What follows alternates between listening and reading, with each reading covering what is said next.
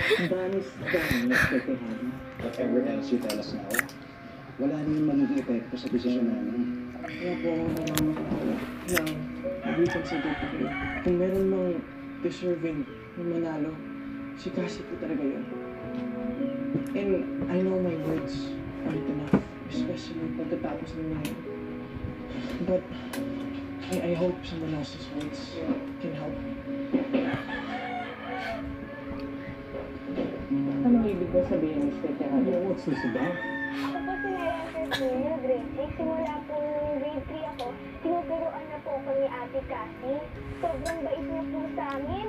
Ako po, si Dermot po. Those are the kids that Cassie taught sa Navotas. Even before she transferred dito sa Maxwell, nagtuturo na po siya doon. Well, it's very noble of you, Mr. Tejada, but unfortunately, we've already made our decision. I understand. Thank you for giving me the time.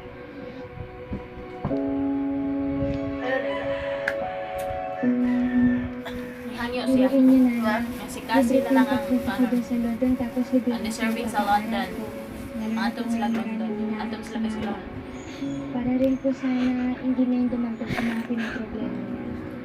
Wala pa naman yung mga basta Kinakabahan po kasi ako eh. Paano kung hindi po ako yung manalo? Kasi huwag mo mawalan ng pag-asa, ha? Kilala kita.